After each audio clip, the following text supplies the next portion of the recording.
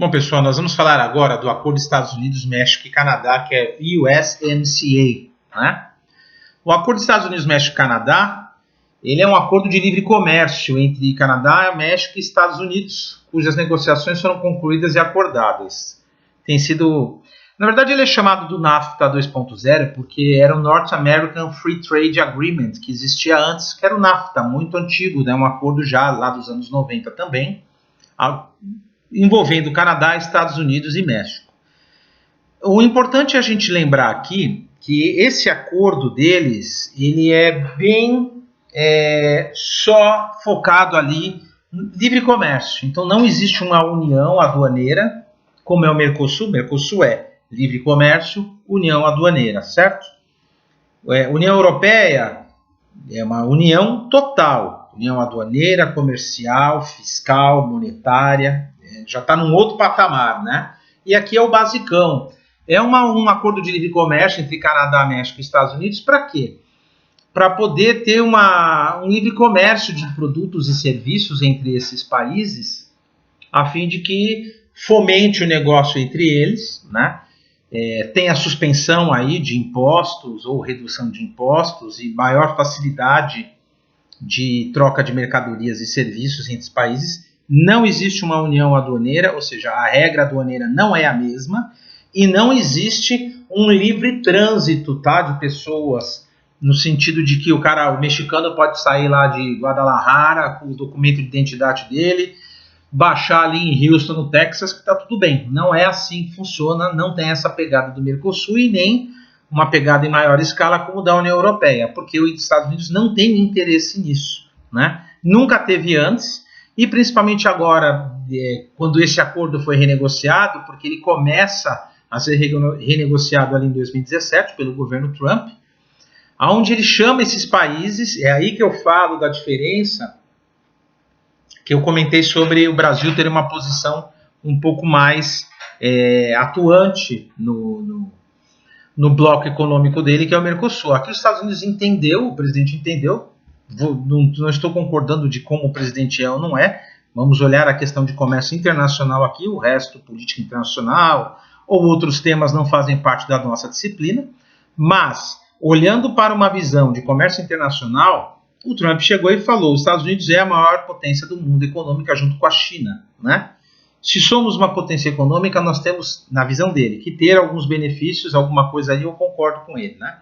Temos que ter uma rodada de negociação para tentar melhorar esses benefícios, porque os Estados Unidos compram muito do México, compram do Canadá, né? É a maior economia da América do Norte, esse é um bloco da América do Norte, por isso que envolve os três países, apesar do México já estar ali na América Latina, ele aproveita esse gancho para fazer esse acordo, porque ele é fronteira com os Estados Unidos, porque a América do Norte mesmo, Estados Unidos e Canadá são os mais fortes ali, praticamente é a América do Norte, o continente da América, a parte de cima do continente americano, e ele entendeu que ele tinha que renegociar o acordo, que para ele os termos não estavam bons, que ele tinha que renegociar, e isso é feito, né? Ele começa ali a trabalhar em 2017, chamando esses países para conversar, para analisar toda essa questão.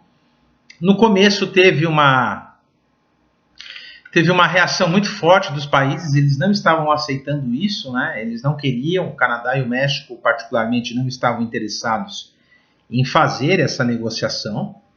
E os Estados Unidos deixou bem claro: ou vocês fazem essa negociação, ou a gente renegocia esse acordo de livre comércio que existe entre os três países, substituindo o NAFTA, o antigo NAFTA, ou não teremos mais um bloco econômico. O que isso quer dizer? Não havendo mais uma área um mercado comum, né? Todos e qualquer produto mexicano ia ter uma taxação alta nos Estados Unidos, ou seja, tudo que o México exportasse para os Estados Unidos ia ter um imposto de importação, ou o IVA deles, que é um imposto único muito alto, e tudo que o Canadá vendesse para os Estados Unidos também ia ter um imposto muito alto. O que é importante reforçar aqui, pessoal? Os Estados Unidos é um dos maiores países importadores do mundo. Os Estados Unidos importa demais, é o que a gente chama, né, numa visão econômica, ele tem uma dívida externa muito grande, porque compra demais de outros países, porém ele tem um mercado interno muito aquecido, muito grande, que acaba, de certa forma, cobrindo isso. E por ser um grande importador, ele dá as cartas. Ele é um grande exportador, mas é um importador gigante. Os Estados Unidos importa muita coisa.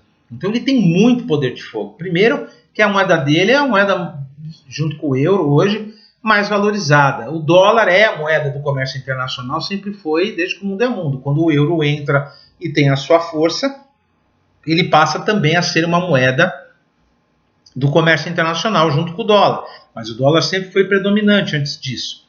Então, é muita força junta que os Estados Unidos têm para poder sentar ali numa mesa de negociação com os outros países e definir toda uma mudança na política comercial desse bloco econômico, e ele faz isso, né?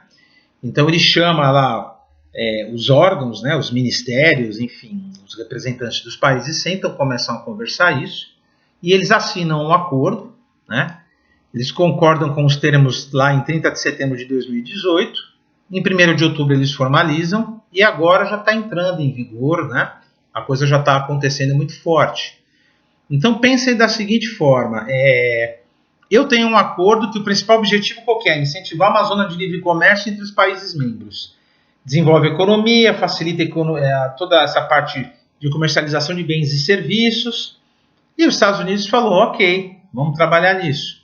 Então, ele entendia que o acordo anterior deixava os Estados Unidos menos competitivo, e ele entende que esse bloco agora, da forma que foi discutido e formatado, ele dá mais força, ele dá mais poder para os Estados Unidos como um grande importador, como o maior player, né, o maior país nesse acordo de livre comércio, dar as cartas. E, infelizmente, né, muitas vezes nós temos que entender que a maior economia é que dá as cartas, não é a menor economia, né? Então, você não vai pedir para o país menor, por exemplo, o Canadá, não é o Canadá que vai apitar num bloco econômico desse. O México tem um volume grande de comércio exterior, tem um volume produtivo muito grande, os Estados Unidos também, muito maior até que o México, importa muito do México, importa equipamentos, importa produtos, importa mão de obra. Então, ele vai dar as cartas. E talvez, trazendo isso para uma visão de Mercosul, o Brasil deveria fazer um pouquinho isso daí também, né? Olha o meu tamanho, eu também quero dar um pouquinho as cartas, não no sentido de ser injusto, mas no sentido de equilibrar mais as coisas, não se sujeitar tanto. E os Estados Unidos lá não se sujeita, mas entendeu que o acordo não estava muito agradável. Os outros países bateram o pé, como eu falei, ele falou, então vocês estão fora, vocês estão aqui, fronteira do meu lado, vendem muito para mim, eu vou taxar tudo, vou arrebentar a economia de vocês. Ele foi meio que pela força, né? Aqui foi uma negociação que ela não é um modelo interessante, que é o ganha-perde. Ele forçou a barra mesmo. Os outros países vão perder? Não é perder, porque eles vão continuar vendendo para os Estados Unidos e utilizando esses benefícios desse bloco. A questão é que o poder de negociação deles caiu muito, né? Os Estados Unidos ganhou mais força ainda no bloco para apitar, para decidir o que faz. E isso faz com que eles tenham que se sujeitar a qualquer mudança de humor econômica e comercial que os Estados Unidos tenham ao longo do tempo, né? A não ser que lá na frente alguém renegocie essa área de livre comércio de novo. Então, nós temos na América, no continente americano, o Mercosul, que é uma área de livre comércio na América do Sul, e temos, né, essa área muito forte de livre comércio na América do Norte. Nós temos ali na América Central, os países da América Central também fazendo alguns blocos pequenos, mas não são bem blocos econômicos, áreas de livre comércio, são mais acordos que eles da Associação Latino-Americana de Integração, que eles chamam a ALAD, mas não é uma coisa tão forte quanto é aqui. Então, essa nossa unidade 1, eu procurei o quê? Mostrar o que é comércio internacional, mostrar a importância do que é globalização e dar estes exemplos de blocos. Porque quando nós falarmos lá na frente como é que se negocia com esses povos, eu vou bater muito na tecla, principalmente quando forem em alguns países, como países da Europa e dos próprios blocos da América do Norte e Sul, que algumas vezes você vai ter características pessoais daqueles povos, mas muitas vezes o bloco também pode influenciá-los nessa questão. Então, apresentando esses 3 maiores blocos econômicos que nós temos no mundo, né, essas áreas de livre comércio, algumas uma união total integrada, outras uma união aduaneira e comercial, Mercosul, e outra apenas uma área de livre comércio, diminuindo barreiras, diminuindo impostos, é o que nós temos aí como um desenho, né, como uma foto do comércio internacional, de como os países movimentam as peças, né, que a gente fala nesse tabuleiro de política e de negociação internacional, de como o comércio internacional ele é importante para o crescimento da economia mundial, para o crescimento da economia dos países.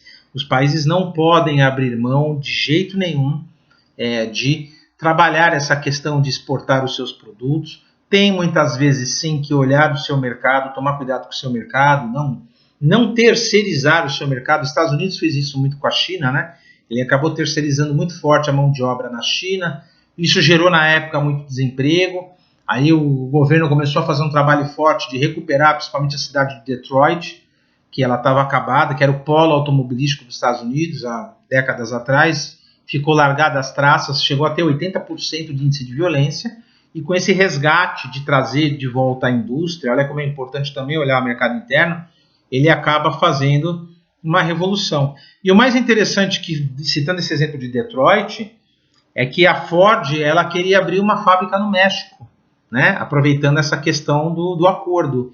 E o governo foi muito claro, se vocês abrirem uma fábrica no México, vocês vão ter problemas aqui. Eu vou expulsar a Ford dos Estados Unidos. Olha isso, hein? Ele bateu na mesa e falou, ou vocês abrem uma fábrica lá em Detroit e começa a fomentar a economia lá de novo, ou vocês vão ter problema. Quer dizer, ele usou o próprio conceito da área de livre comércio para impedir. O que ele quis dizer? Ele fez uma pressão. Como ele é o país com mais força, ele fez uma pressão. É bom vocês não abrirem uma fábrica no México.